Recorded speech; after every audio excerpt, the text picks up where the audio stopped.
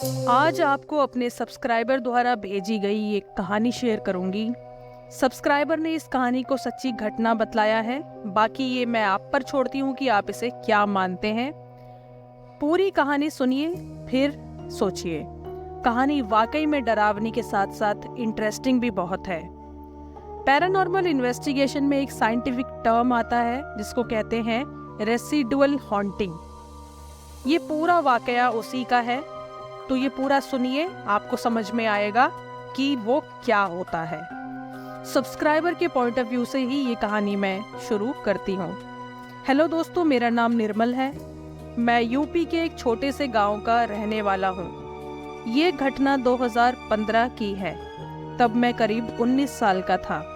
मेरे पिताजी की हाईवे पर एक छोटी सी नाश्ते की, चाय पानी की एक दुकान थी। हमारा गांव एक छोटा सा गांव है। जो हाईवे वाली हमारी दुकान है ना, उससे लगभग 10 किलोमीटर दूर हमारा गांव है। उस हाईवे पर कम ही दुकानें हैं। एक तो हमारी चाय नाश्ते की दुकान, और हमारी दुकान से लगकर एक पंचर ठीक करने वाले की दुकान है जिसको एक बूढ़े अंकल चलाते हैं, और कोई अन्य दुकान वहां पर नहीं है। सड़क के दूसरे किनारे काफी दूरी पर 2 अन्य दुकानें हैं। एक तो पान बीड़ी की दुकान और एक दवाई की दुकान।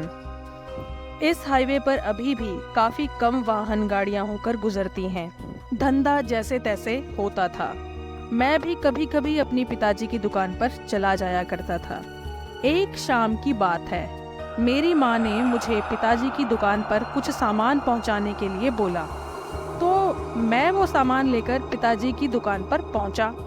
मैं साइकिल से वहां तक पहुंचा। मेरे पिताजी भी दुकान साइकिल से ही जाते थे। जब तक दुकान पर पहुंचा, अंधेरा होने लगा था। पिताजी सायंकाल की पूजा कर रहे थे। पूजा खत्म करने के बाद मेरे पिताजी को सामान मैंने दे दिया। पिताजी ने कहा कि तुम यहीं रुक जाओ, रात को दुकान बढ़ाकर हम साथ ही घर को निकल जाएंगे।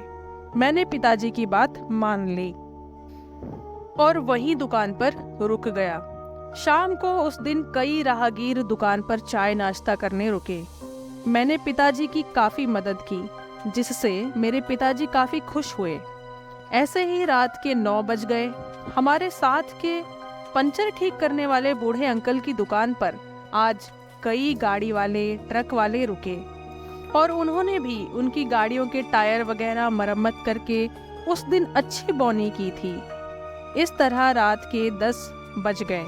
हम दुकान रात के 11 बजे बढ़ा देते हैं, तो वहीं दुकान पर थोड़ा बहुत नाश्ता पानी हमने कर लिया था। रात होते होते 11 बज गए। अब राहगीर उस सड़क पर कोई नहीं था। उस वक्त कोई इक्का दुक्का गाड़ी ही वहां से होकर गुजरती थी। हम दुकान बस बढ़ाने ही वाले थे कि एक कार वाला आदमी आकर उस बूढ़े पंचर वाले की दुकान के सामने रुका, तो हम भी रुक गए। पिताजी ने कहा, रुको, इनको इस गाड़ी वाले का काम कर लेने दो, फिर साथ ही घर चलेंगे। पिताजी ने उन बूढ़े अंकल से बोला कि आप इन भाई साहब की गाड़ी का काम कर दो, फिर हम साथ ही अपने अपने घर चल लेंगे। उन्होंने भी कहा ठीक है। वो जो गाड़ी वाला आया था, उसने कहा कि मेरी गाड़ी में कुछ ज्यादा दिक्कत लगती है। बार बार मेरी गाड़ी के टायर्स चलते चलते जाम हो जाते हैं। चलते चलते गाड़ी रुक जाती है, जबकि मैं कोई ब्रेक भी नहीं लगाता। बूढ़े अंकल ने इस बात को सुना और कहा कि साहब, आपकी गाड़ी में जो भी दिक्कत है वो मैं चेक कर लेता हूँ। आधे 1 घंटे में अगर काम हो जाएगा तो मैं कर दूंगा, और अगर समस्या बड़ी हुई तो आज मैं कुछ नहीं कर पाऊंगा। कल सुबह ही मैं आपकी गाड़ी ठीक कर पाऊंगा। इस बात पर वो गाड़ी वाला आदमी बोला, देखो, तुम कितना भी रुपया ले लो, 2000 3000, पर मेरी गाड़ी आज ही ठीक करो। मैं रात में यहाँ कहीं ठहर नहीं सकता। मुझे कल तक जैसे तैसे मनाली पहुँचना है। मैं एक बहुत बिजी फिल्म राइटर हूँ। इस बात पर मैं चौंका और उस आदमी के नजदीक पहुँचा। बूढ़े आदमी ने कहा, साहब, आप चाहे कोई भी हो, और बात पैसों की नहीं है। मैं भी सुबह का थका हारा हूँ, बूढ़ा आदमी हूँ, और मैंने बातों बातों में ये आपकी गाड़ी चेक भी कर ली। इसमें काफी बड़ी दिक्कत लगती है, और अब ये कल सुबह ही ठीक हो सकेगी। इसमें पूरा दिन लग जाएगा और मुझे एक और मैकेनिक की जरूरत भी पड़ सकती है। आप चाहें तो रात हमारे घर पर बिता सकते हैं। इस बात से मैं खुश था कि कोई फेमस राइटर या आदमी जरूर होगा, इससे बातचीत करके पता चलेगा और इससे बातचीत करने का मौका मिल जाएगा। मैंने और पिताजी ने अपनी दुकान बढ़ा ली। उस बूढ़े आदमी ने भी अपना सारा सामान समेट लिया, पर वो गाड़ी वाला आदमी जिद्दी था। बोला, सुनो भाई, मैं तुम्हें 10,000 रुपए दे रहा हूँ, अभी पकड़ो और मेरी गाड़ी ठीक करो। बूढ़े अंकल ने फिर से कहा, बाबूजी, आप बात समझ नहीं रहे हैं, बात पैसों की है ही नहीं, पूरी रात लग जाएगी। और आपको मैं उस बूढ़े अंकल की बात पूरी भी नहीं हुई थी कि उस गाड़ी वाले ने गुस्से में कहा कि लाओ लाओ, वापस करो मेरी गाड़ी की चाबी, मैं जा रहा हूँ। यहाँ तक अपनी गाड़ी जैसे तैसे लेकर आया हूँ वैसे ही ले जाऊंगा और सुबह किसी बड़ी वर्कशॉप में अपनी गाड़ी ठीक करा लूंगा। तुम्हारे बस की कुछ नहीं है, इसीलिए बहाने बना रहे हो। और तुम जैसे छोटे आदमी को जब पैसे कमाने का मौका मिलता है तो तुम लात मार देते हो, वैसे सारी जिंदगी पैसे को रोते रहते हो। ये सब बोलता बोलता वो आदमी अपनी गाड़ी लेकर वहां से निकल गया। मैं, मेरे पिताजी और वो बूढ़े अंकल ने अपनी अपनी साइकिल निकाली और अपने अपने घर को चलने लगे। अब जो हमारे साथ आगे होने वाला था वो हमने सोचा भी नहीं था कि हमारे साथ होगा। हम करीब 1 किलोमीटर ही आगे सड़क पर गए होंगे कि सड़क की स्ट्रीट लाइट्स अचानक बंद हो गईं। हम तीनों अचानक से घबरा गए। सड़क पर दोनों किनारे पेड़ों की कतारें थीं और सड़क पर घना अंधेरा छा गया था। चांदनी रात होती तो आगे का रास्ता दिखाई पड़ता, पर आज चांदनी रात नहीं थी, आज अमावस थी। तभी बूढ़े अंकल ने कहा, आहा, मजा आ गया, ऐसी अंधेरी रात में सड़क से गुजरो तो कई अनचाहे दोस्तों से दोस्ती हो जाती है। उनकी ये बात सुनकर मैं तो डर गया, पर पिताजी ठहाके मार के हंसने लगे। वो बूढ़े अंकल भी बड़े जोर जोर से हंसने लगे। पिताजी ने कहा, चचा, लगता है तुमने कई दोस्त बना लिए हैं। फिर हंसने लगे। पिताजी हंसकर आगे बोलने लगे कि हाँ हाँ, दोस्त तो बनाने पड़ेंगे, आगे वही तो काम आएंगे, तुमने यहाँ कितने ही दिन रुकना है। फिर दोनों तेज तेज हंसने लगे। मैं उनकी बातें समझ नहीं पा रहा था। शायद पिताजी और बूढ़े अंकल का अपने अपने डर पर काबू पाने का ये कोई तरीका होगा। खैर, उनके इस हंसी मजाक से डर पर मैंने भी काबू पा लिया था। हम तीनों अपनी अपनी साइकिल पर घंटी बजाते गाने गाते निकल रहे थे। करीब 4 किलोमीटर रास्ता निकल चुका था, पर सड़क पर वैसा ही घना अंधेरा छाया हुआ था। हम लोग थोड़ा आगे बढ़े कि हमने सामने वही गाड़ी वाले राइटर की गाड़ी सड़क पर खड़ी देखी। हमें लगा फिर इसकी गाड़ी रुक गई होगी। हम तीनों ने साइकिल रोकी, स्टैंड पर खड़ी की और उसके पास गए।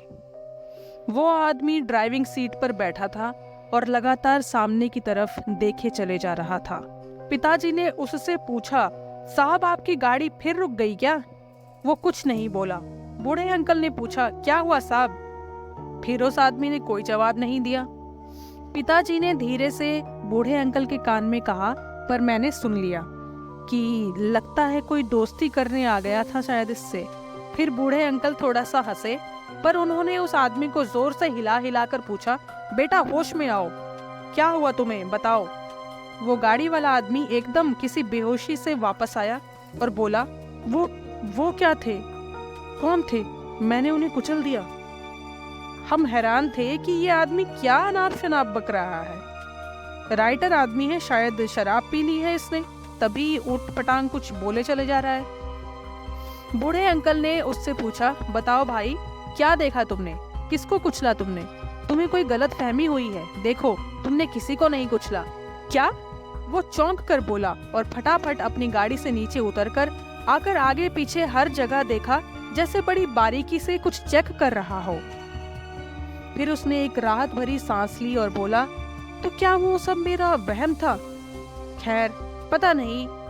वो और ज्यादा कुछ नहीं बोला, अपनी गाड़ी में बैठा, गाड़ी स्टार्ट की और आगे सड़क पर निकल गया। पिताजी ने कहा, अजीब आदमी है, पता नहीं क्या ड्रामा लगा रखा है। हमें शायद डराने की कोशिश कर रहा था जानबूझकर, क्योंकि हमने इसकी गाड़ी ठीक नहीं की। पर बूढ़े आदमी के चेहरे पर एक अजीब सी सीरियसनेस थी।